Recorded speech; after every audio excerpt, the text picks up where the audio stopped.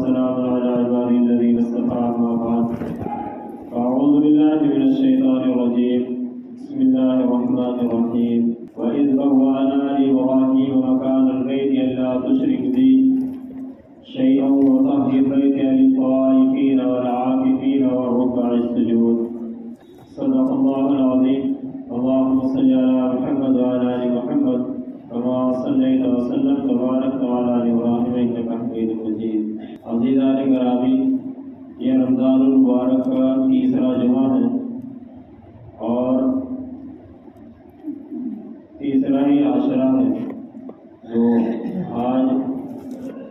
روزہ جیسے افطار ہوگا اس کے بعد تیسرا عاشرہ شروع ہو جائے گا، دوسرا عاشرے کا آخری دن۔ اللہ رب العزت کا بڑا احسان اور کرم ہے کہ اللہ تعالیٰ نے یہ مبارک مہینہ عطا کیا ہے۔ اللہ تعالیٰ ہمیں اس کی قدر کی توفیق عطا فرمائے اور باقی جو ایام ہیں ان کو اس طرح سے گزارنے کی توفیق عطا فرمائے جس طرح سے اللہ تعالیٰ کی منشا ہے۔ جیسے اللہ تبارک و تعالیٰ چاہتے ہیں کہ میرے بندے رمضان المبارک کو کس طرح گزاریں، اس طرح ہی ہمیں گزارنے کی توفیق عطا فرمائے۔ اللہ رب العزت نے انسانوں کی ہدایت کے لیے نبیوں کو بھیجا، نبیوں کو کتابیں عطا کی اور آخر میں جناب حضرت محمد صلی اللہ علیہ وسلم کو اس دنیا کے اندر بھیجا اور ان کو کتاب ہدایت، کتاب مبین، کتاب نور عطا کیا اور اس نے انسانوں کی ہدایت کے لیے جگہ جگہ پر احکامات بیان کیے، واقعات بیان کیے اور اس قرآن کریم میں اللہ تبارک و تعالیٰ نے انسانوں کے پچھلے واقعات اس لیے بیان کیے تاکہ ان سے عبرت حاصل کی جائے۔ آنے والے واقعات کی بہت سے واقعات کی اس کے اندر خبر دی گئی ہے اور قرآن کریم کا مقصد اللہ تبارک و تعالیٰ کے نازل کرنے سے یہ ہے کہ اس کے حساب سے زندگی کو گزارا جائے، کہ قرآن کریم صرف ایسا نہیں ہے کہ اس کو گھر میں رکھ کر برکت کے لیے اس کو رکھ دیا جائے یا اس کو صرف کسی بیمار پر شفا کے لیے دم کر دیا جائے، اس لیے نہیں ہے۔ اصل مقصد یہ نہیں ہے، اصل مقصد یہ ہے کہ اس کے حساب سے زندگی گزاری جائے، اس کے حساب سے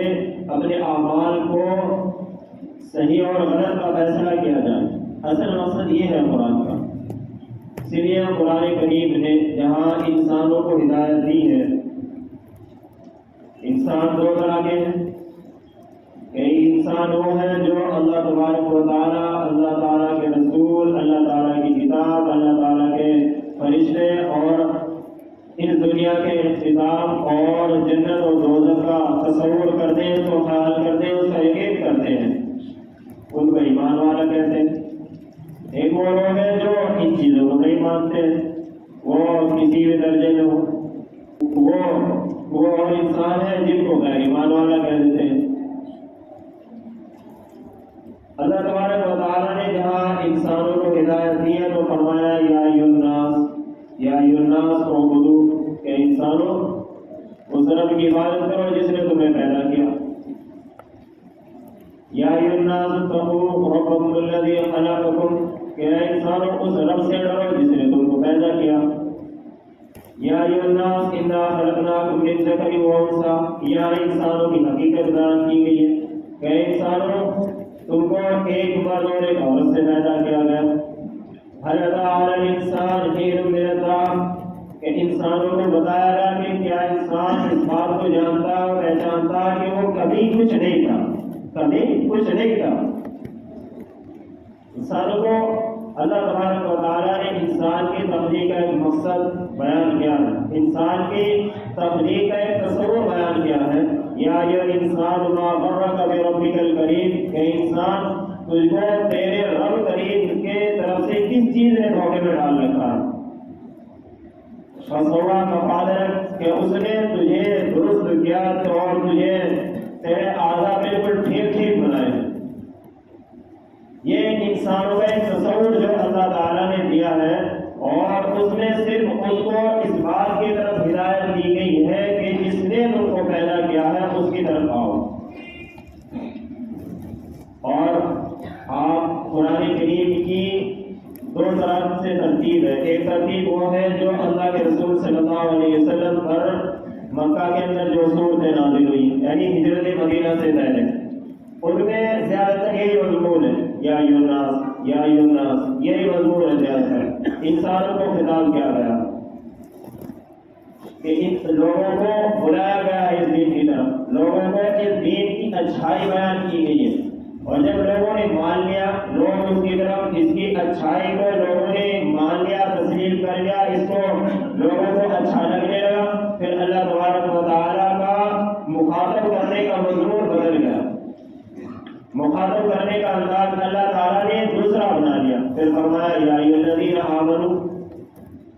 یا ایھا الذین آمنوا، کہ ایمان والو، یا ایھا الذین آمنوا ادخلوا فی السلم کافۃ، کہ ایمان والو پورے اسلام میں داخل ہو جاؤ۔ یا ایھا الذین آمنوا اتقوا اللہ، یا ایھا الذین آمنوا اطیعوا اللہ واطیعوا الرسول، کہ ایمان والو اللہ اور اللہ کے رسول کی اطاعت کرو، اللہ تبارک و تعالیٰ سے ڈرو۔ اللہ تعالیٰ نے فرمایا یا ایھا الذین آمنوا اتقوا اللہ وکونوا مع الصادقین، کہ ایمان والو سچوں کے ساتھ رہو۔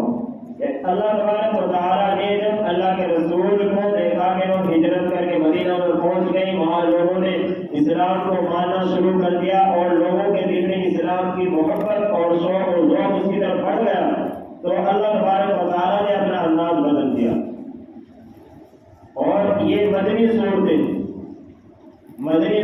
ان کو کہا جاتا ہے جو ہجرت مدینہ کے بعد نازل ہوئی ہیں، وہ آیتیں ہو یا صورتیں ہو، وہ سب مدنی ہے، ان کا یہی انداز ہے اور انہی میں احکامات بھی ہیں۔ آپ دیکھیں گے ہجرت مدینہ سے پہلے، یعنی اللہ کے رسول مکہ کے اندر ہیں، تو مکہ میں صرف نماز فرض ہوئی ہے، مکہ میں صرف نماز فرض ہوئی ہے، اور اس کی فرضیت بھی اللہ تبارک و تعالیٰ نے فرش پر نہیں فرمائی ہے، زمین پر نہیں فرمائی ہے، اس کی فرضیت اللہ تبارک و تعالیٰ نے عرش میں فرمائی ہے۔ اللہ تبارک و تعالیٰ نے اپنے حبیب محمد رسول اللہ صلی اللہ علیہ وسلم کو اپنے پاس بلایا، اور اپنے پاس بلا کر نماز کا حکم عطا کیا، اس کی شان کو بیان کرنے کے لیے، اس کی اہمیت کو بتانے کے لیے کہ یہی سب سے مؤثر طریقہ ہے، سب سے بہترین عبادت یہی ہے کہ اس کے ذریعے سے تم اللہ تبارک و تعالیٰ سے زیادہ قرب حاصل کر سکتے ہو۔ اس کا تقرب صرف اور صرف جتنا زیادہ انسان نماز کے ذریعے سے کر سکتا ہے، کسی اور چیز سے اتنا اللہ تبارک و تعالیٰ سے قریب ہو ہی نہیں سکتا۔ اس لیے اللہ کے رسول صلی اللہ علیہ وسلم فرماتے ہیں کہ سجدے میں جب انسان ہوتا ہے تو وہ سب سے زیادہ اللہ تبارک و تعالیٰ کے قریب ہوتا ہے، اور پھر اللہ کے رسول نے آگے ہدایت دی ہے فَأَكْثِرُوا الدُّعَاء، کہ جب تم سجدے میں ہو تو خوب لگے لگے دعائیں کیا کرو، خوب زیادہ دعائیں مانگا کرو اللہ تبارک و تعالیٰ سے، کیونکہ تم اس وقت یہ تصور کیا کرو کہ میں گویا کہ اللہ تبارک و تعالیٰ کے سامنے میں نے اپنا سر رکھ دیا ہے، اور اس سے زیادہ عاجزی کوئی ہو ہی نہیں سکتی، اس سے زیادہ کوئی عاجز اور انکساری ہو نہیں سکتی کہ انسان کسی کے سامنے اپنا سر رکھ دے، کسی کے سامنے اپنا سر اور وہ بھی زمین پر رکھ دے، تو اس سے زیادہ کوئی عاجزی انسان کر نہیں سکتا، اس سے آگے کوئی عاجزی اور اس کا تصور ہے ہی نہیں۔ دل کے اندر انسان کتنی بھی عاجزی، کتنا بھی تصور کر لے، کتنی بھی انکساری کر لے، کتنا بھی اپنے آپ کو چھوٹا بنا لے، وہ کر سکتا ہے، لیکن ظاہری اعتبار سے انسان کا اپنا سر زمین پر رکھ دینا اپنے معبود کے سامنے، اور یہ اس بات کا ارادہ کر لینا کہ میں نے اپنا سر اللہ کے سامنے رکھ دیا، اس سے زیادہ ظاہری میں کوئی عاجزی ہو ہی نہیں سکتی، اور اگر ہو تو کوئی پیش کر دے، کوئی ہے ہی نہیں۔ پھر اللہ کے رسول نے فرمایا فَأَكْثِرُوا الدُّعَاء، کہ جب تم سجدے کی حالت میں ہو تو خوب دعائیں کیا کرو۔ آج ہمارے سجدے بہت چھوٹے چھوٹے سے ہو جاتے ہیں، اور اگر کبھی زیادہ لمبا سجدہ ہو جائے تو کہنے لگ جاتے ہیں کہ امام صاحب شاید سو گئے ہو، سجدہ لمبا ہو جائے اس ٹائم امام صاحب کو نیند آ گئی ہو، لوگوں کا تصور یہ ہو جاتا ہے۔ لیکن دعا اس وقت کیا کرنی چاہیے، اپنے آپ کو سجدے کے کریم جب ہم پڑھتے ہیں، قرآن کریم میں کچھ آیتیں ایسی ہیں کہ ان کے پڑھنے سے انسان پر سجدہ واجب ہو جاتا ہے، جس کو سجدہ تلاوت کہتے ہیں، کیونکہ اس کا بھی ایک مسئلہ ہے، دونوں میں بیان کر دینا مناسب ہے، کیونکہ اکثر لوگ قرآن کریم کی تلاوت کرتے ہیں زیادہ تر رمضان المبارک میں، حالانکہ غیر رمضان میں بھی کرنی چاہیے۔ سجدہ تلاوت جب آپ انسان خود پڑھے یا کسی سے سنے تو دونوں پر سجدہ تلاوت واجب ہو جاتا ہے، اور اس کا ادا کرنا واجب ہے۔ جس طرح نماز وتر واجب ہے، اسی طرح سجدہ تلاوت کرنا بھی واجب ہے۔ اس کے لیے شرائط وہی ہے جو فرض نماز کے لیے ہے، نفل نماز کے لیے، یعنی جو شرائط نماز کے لیے ہے وہی شرائط سجدہ تلاوت کے لیے ہے۔ طریقہ اس کا یہ ہے کہ انسان اللہ اکبر کہہ کے ڈائریکٹ سجدے میں چلے جائے، اللہ اکبر کہہ کے سیدھا سجدے میں چلا جائے، اور سجدے میں تسبیح پڑھے جو سجدے کی تسبیح ہے۔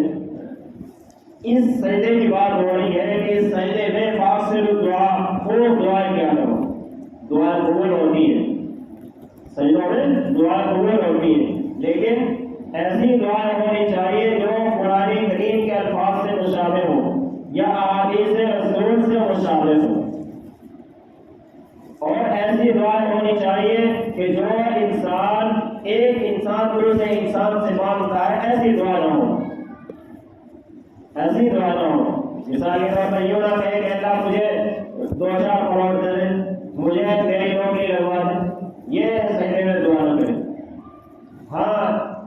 اللہ مجھے عزت عطا فرما، مقام عطا فرما، بلندی عطا فرما، لیکن عربی میں، عربی الفاظ، اور وہ دعائیں جو اللہ کے رسول صلی اللہ علیہ وسلم کی زبان اقدس سے لکھی ہوئی ہیں وہ سب سے زیادہ مؤثر ہوتی ہیں، یا وہ دعائیں جو اللہ تبارک و تعالیٰ نے قرآن کریم میں ہمیں سکھائی ہے اور بتائی ہیں، وہ دعائیں مانگی جائیں تو وہ دعائیں اللہ تبارک و تعالیٰ زیادہ قبول فرماتے ہیں۔ ظاہر سی بات ہے کہ ان کا حسن، ان کا اچھا ہونا، ان کا خوبصورت ہونا وہ اسی لیے قرآن میں ہے کہ اللہ تبارک و تعالیٰ کو وہ دعائیں پسند ہیں، وہ دعائیں پسند ہیں۔ اللہ تبارک و تعالیٰ نے حضرت ابراہیم علیہ السلام کی بہت ساری دعائیں قرآن کریم میں ذکر کی ہے، جو انہوں نے خانہ کعبہ کی تعمیر کرتے ہوئے اللہ تبارک و تعالیٰ سے دعائیں کی ہیں، رب اجعلنی مقیم الصلاۃ ومن ذریتی ربنا وتقبل دعا۔ اتنی اچھی دعا ہے کہ انسان اپنے لیے، اپنے اولاد کے لیے یہ دعا مانگے۔ اس کا طریقہ یہی ہے کہ سجدہ تلاوت کا کہ آدمی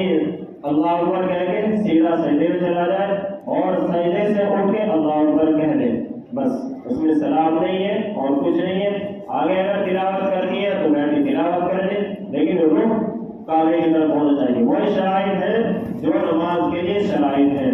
یعنی پاک ہونا، جگہ کا پاک ہونا، کپڑوں کا پاک ہونا، تو وہ سب شرائط ہیں سجدہ تلاوت کے لیے بھی۔ کب واجب ہوتا ہے؟ خود پڑھے تب واجب ہوتا ہے، کسی دوسرے سے سنے تب واجب ہوتا ہے۔ ہاں یہ ہے کہ اگر کہیں ہم قرآن کریم کی تلاوت سن رہے ہیں اور وہ ریکارڈ ہوئی ہے، وہ سن رہے ہیں اور وہاں ہم نے سجدہ تلاوت سنی ہے، تو اب سجدہ تلاوت واجب نہیں ہوگا سننے والے کا، کیونکہ ہاں اگر لائیو چل رہا ہو، لائیو کہیں پروگرام چل رہا ہے اور وہ ہم سن رہے ہیں، یا لائیو کہیں پڑھا جا رہا ہے قرآن کریم اور ہم نے وہاں آیت تلاوت سجدہ تلاوت سنی ہے، تو اس کے سننے سے ہم پر سجدہ تلاوت واجب ہو جائے گا۔ رمضان کی، اور اگر کوئی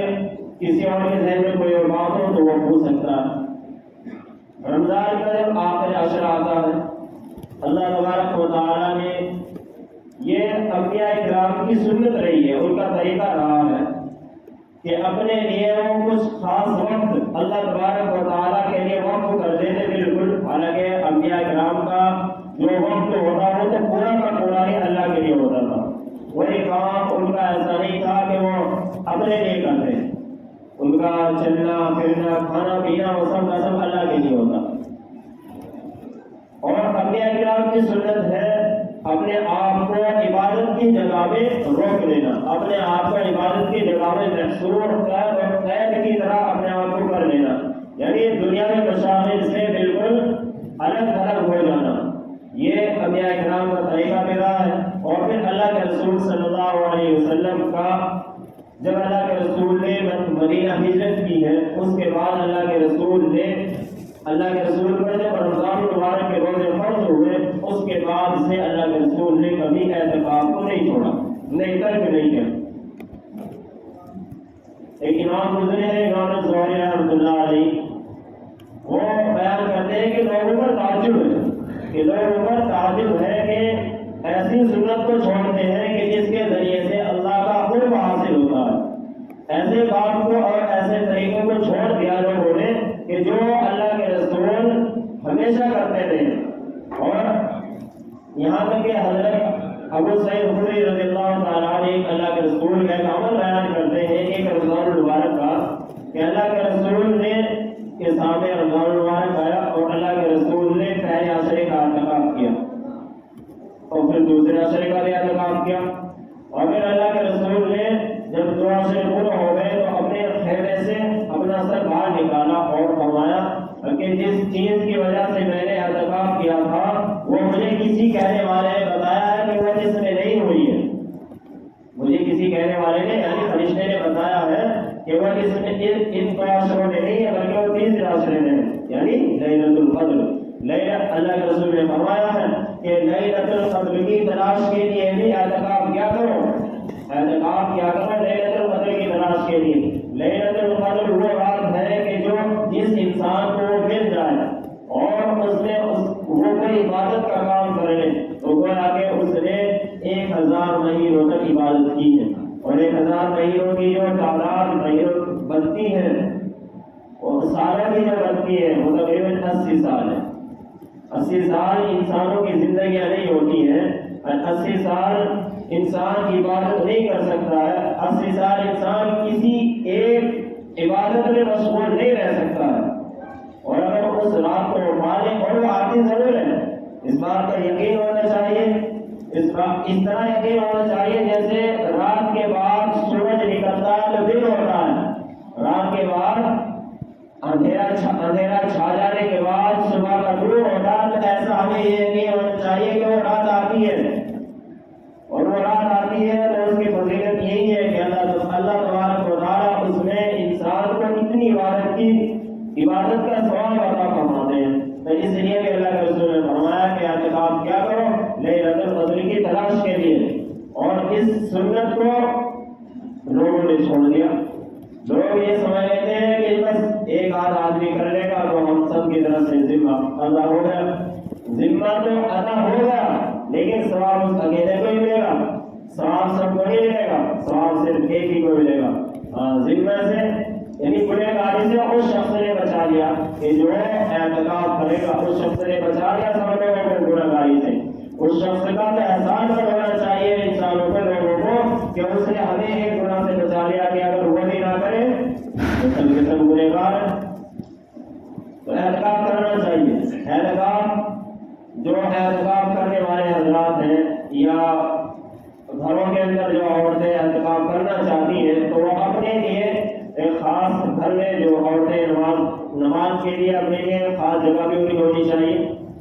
اور اگر نہیں ہے تو پھر اعتکاف کے لیے خاص کر لیں، اور اس کے لیے وہی احکامات ہیں جو ایک آدمی کے لیے، ایک مرد کے لیے مسجد کے لیے احکامات ہیں، کہ اس میں ان جگہ میں وہ کام نہ کرے جو باہر کر سکتی، اور وہاں پر وہ باتیں نہ کرے جو باہر کر سکتی تھی۔ یعنی بالکل جس طرح مسجد کا احترام ہے، مسجد کا مقام اور مرتبہ ہے، تو عورت کے لیے وہ خاص جگہ جس میں وہ اعتکاف کے لیے بیٹھی ہے اس کے لیے وہ مسجد ہی کا حکم ہے۔ اس کا اعتکاف کا سوال کیا ہے؟ اللہ کے رسول صلی اللہ علیہ وسلم کی ایک حدیث ہے، حضرت عبداللہ بن عباس رضی اللہ تعالیٰ عنہ فرماتے ہیں کہ اللہ کے رسول نے فرمایا کہ اگر انسان ایک دن کا اعتکاف کرے، یعنی 24 گھنٹے کا اعتکاف کرے، تو اس کے اور اللہ کی رضا کے لیے، ابتغاء وجہ کہ اللہ کی رضا کے لیے ایک دن یعنی 24 گھنٹے کا اعتکاف کرے اور اس کے اور جہنم کے درمیان اللہ تبارک و تعالیٰ 3 خندقیں بنا دیتے ہیں. 3 خندقیں حائل ہو جاتی ہیں جو اس کو جہنم سے روکے رکھتی ہیں، دونوں سے روکے رکھتی ہیں. اور آگے اللہ کے رسول نے فرمایا ہے کہ ایک خندق یہاں تو 3 خندق کی بات ہو رہی ہے. خندق کی جو مسافت ہے وہ آسمان اور زمین کے درمیان جو مسافت ہے اس سے بھی کہیں زیادہ ہے.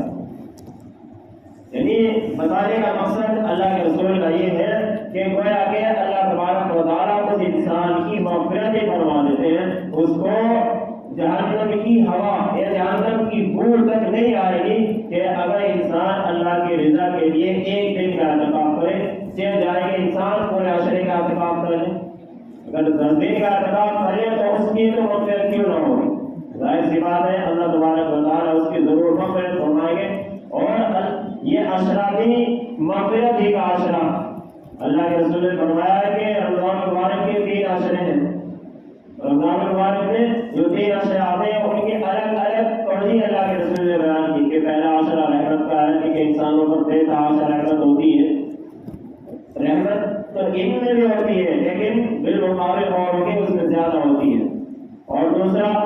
مغفرت کا ہے. اور تیسرا جہنم سے آزادی کا، گناہ کا، چھٹکارے کا ہے کہ اللہ تبارک و تعالیٰ اپنے بندوں کو. اور پھر آخری دن جو ہوتا ہے رمضان المبارک کا کہ پورے مہینے میں جتنے بھی اللہ تبارک و تعالیٰ نے مغفرت فرمائی ہوگی کہ آخر میں صرف اس ایک دن میں کتنے لوگوں کی مغفرت فرمائیں گے جتنے پورے مہینے یعنی 29 یا 28 دن میں جتنے لوگوں کی مغفرت کی ہوگی اللہ تبارک و تعالیٰ اس ایک دن میں اتنے لوگوں کی مغفرت فرما دیتے ہیں. یہ اللہ تبارک و تعالیٰ کے ہم پر کرم فرمائی ہے. اللہ تعالیٰ کا ہم پر احسان اور کرم ہے کہ ہم خطاوار ہیں اور ہم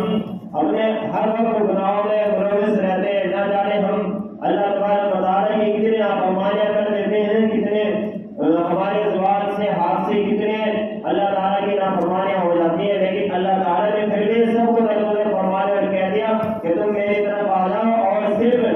صرف ایک ان 10 دنوں میں اس طرح زندگی گزار لو. لیکن اس کا مطلب یہ نہیں ہوتا کہ ان 10 دنوں میں ہم نے پوری اللہ کر لیا، پوری نمازیں پڑھ لی، پوری عبادت کر لی، لیکن پھر جیسے عید آئی پھر ہم ایسی وائٹ بھائی میں اپنے آپ کو ہم نے لگا دیا اور اپنے آپ کو اسی جھوٹ میں دھکیل دیا، اپنے آپ کو اسی ناانصافی میں دھکیل دیا. اور پھر اس کے لیے نہیں، اس کے لیے یہ ہے کہ اس کی عبادت کا قبول ہونے کا مطلب بھی یہی ہوگا کہ اللہ تبارک و تعالیٰ اس کو آگے توفیق دے، اعمال صالح کرنے کی ایک اعمال میں اس کو توفیق ملتی رہے، تب اس کے ان اعمال کے قبول ہونے کا پتہ چلے گا. کہ انسان کو ایک عمل کے قبول ہونے کا اندازہ اسی سے لگانا چاہیے کہ مجھے ایک نماز کی توفیق ہوئی ہے تو اب اگر دوسری نماز کی توفیق ہوتی ہے اس کا دل میں داعیہ اور جذبہ شوق پیدا ہوتا ہے تو اب اس کو پتا چلے گا کہ ہاں میری نماز جو پہلی تھی وہ قبول ہوئی ہے، اسی لیے مجھے دوسری نماز کی توفیق ہوئی ہے. اللہ تبارک و تعالیٰ اپنے بندوں سے بے انتہا محبت فرماتے ہیں.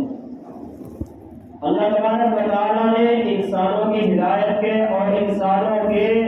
نجات کے لیے بہانے ڈھونڈتے ہیں. اللہ تبارک و تعالیٰ کی رحمت انسانوں کی مغفرت کے لیے بہانے ڈھونڈتی ہے. اللہ تبارک و تعالیٰ اسی لیے بندوں کو مہلت دیتے رہتے ہیں کہ میرا بندہ ہے. اللہ تبارک و تعالیٰ سے چھوڑ کے رکھتے ہیں میرا بندہ ہے کہ کبھی تو میرے گھر پہ آئے گا کہ جب اس نے مجھے مانا ہے، میرا اقرار کیا ہے تو ظاہر سی بات ہے وہ میری طرف آئے گا، وہ میری طرف آئے گا. اللہ تبارک و تعالیٰ امید لگا رہے ہیں. اور اگر اللہ تبارک و تعالیٰ کی امید بندوں سے یہ ہے تو پھر بندوں کو جو بندے ختم ہونے والے ہیں، جن بندوں کو اپنی امیدوں کے پورا ہونے کا یقین نہیں ہے، جن بندوں کو اپنی زندگی سے وفا کی امید نہیں ہے، جن بندوں کو اپنے اعمال پر پورا بھروسہ نہیں ہے، ان بندوں کو بھی چاہیے کہ جس طرح اللہ تعالیٰ یقین کے ساتھ فرماتے ہیں کہ اگر بندہ ایسا کام کرے گا تو میں اس کی مغفرت فرما دوں گا، تو ان بندوں کو بھی چاہیے کہ اسی یقین کے ساتھ اللہ کے در پہ آئیں. آج کی جو ہماری حالت ہے وہ بڑی تشویشناک حالت ہے. ابھی رمضان مبارک چل رہا ہے اور پھر آج بطور خاص جمعے کا دن ہے تو ہماری مساجد بھی بھری ہوئی ہیں. کچھ لوگ ایسے بھی ہیں, اللہ معاف کرے اگر میں جھوٹ نہ ہوں تو جو ہے صرف جمعے کا روزہ رکھتے ہیں, بالکل صحیح ساری تندرست ہوتے ہوئے, ان کو کوئی بیماری نہیں ہے, کچھ عذر نہیں ہے, لیکن وہ روزہ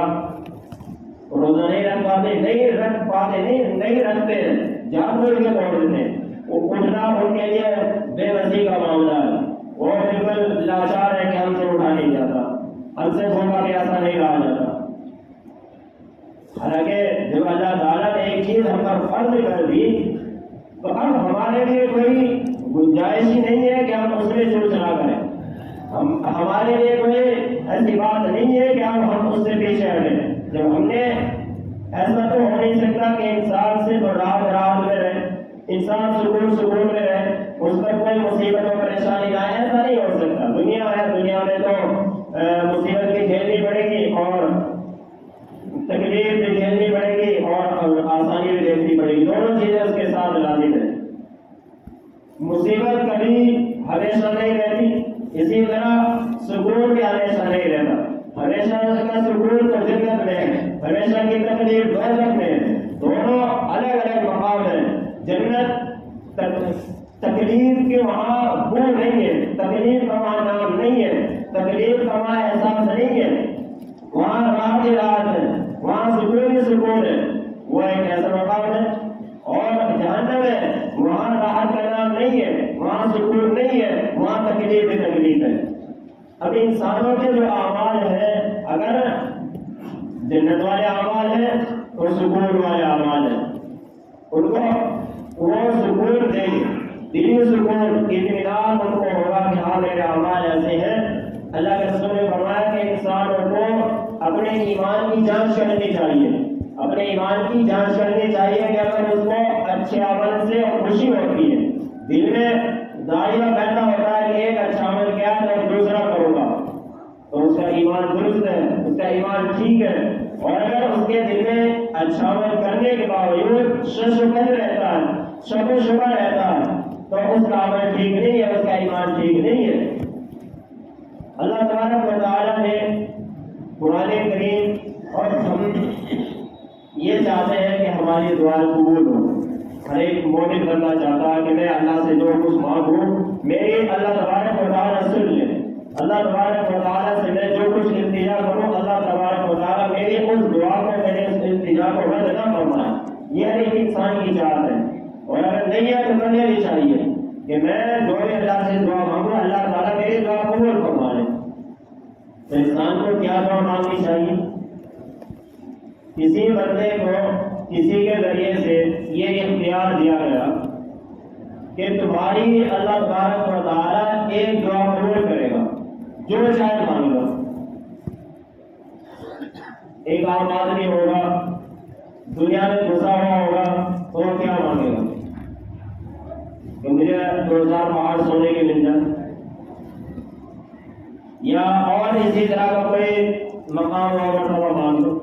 لیکن اگر کوئی صاحب خیر و فراست ہوگا جس کے اندر سمجھ بوجھ ہوگی, وہ اللہ تبارک و تعالیٰ سے کیا دعا مانگے؟ وہ اللہ تبارک و تعالیٰ سے یہ دعا مانگے کہ اے اللہ مجھے مستجاب الدعوات بنا دے, مجھے مستجاب الدعوات بنا دے. یعنی میں جو بھی دعا مانگوں اللہ میری ہر دعا قبول فرما لے.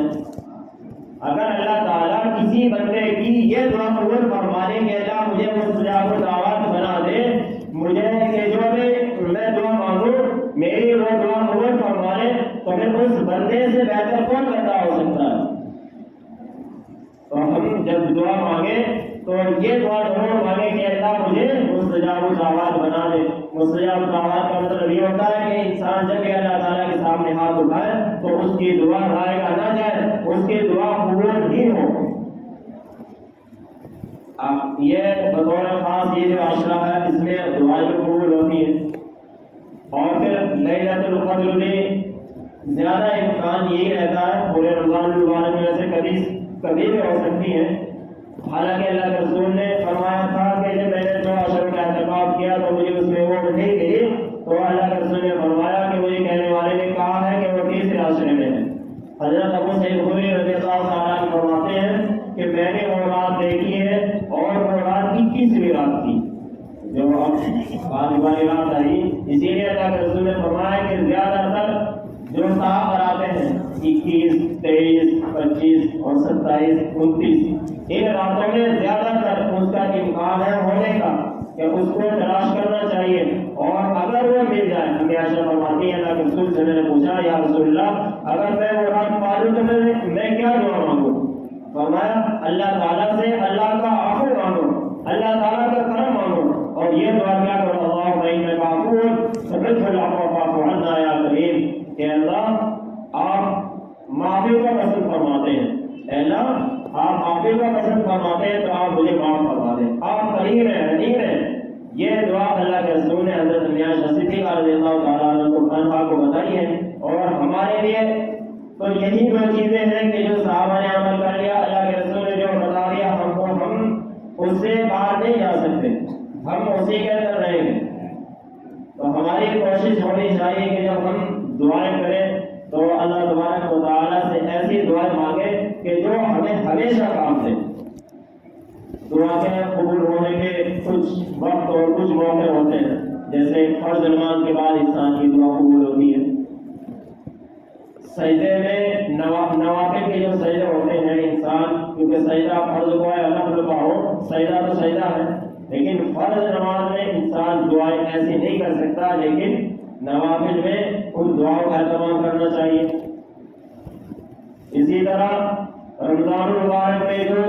طاعت آتے ہیں ان میں دعا مانگی جائے تو وہ اللہ تعالیٰ قبول فرماتے ہیں، یا اسی طرح جمعے کے دن ایک خاص گھڑی ہوتی ہے، اللہ تبارک و تعالیٰ اس میں جب اس سے دعا مانگے تو اس میں دعا قبول ہوتی ہے، اور جب اذان ہوتی ہے اذان کے بعد دعا مانگی جائے تو وہ دعا قبول ہوتی ہے۔ اسی طرح جب ختم قرآن کا موقع ہو، قرآن کریم مکمل ہو رہا ہو تو اس وقت جو دعائیں مانگی جاتی ہیں وہ دعائیں بھی قبول ہوتی ہیں۔ اکثر بیشتر لوگوں نے 5 دن 4 دن 5 دن 6 دن 10 دنوں میں قرآن کریم کو مکمل کر لیا، اور کچھ لوگ ایسے ہیں جن کا اب آئندہ مکمل ہوگا، کچھ کا آگے اور مکمل ہوگا کہیں پر، تو ان تقریبات میں ہمیں شریک بھی ہونا چاہیے، کیونکہ ہمیں ایسے موقع ڈھونڈتے رہنا چاہیے کہ جہاں ہماری دعائیں قبول ہوتی ہیں۔ تو یہاں پر بھی 25ویں شب میں قرآن کریم مکمل ہوگا۔ سید حضرات سے اپنے فائدے کے لیے گزارش ہے کہ وہ اس تقریب میں سب کے ساتھ آگے آ جائیے بھی وہاں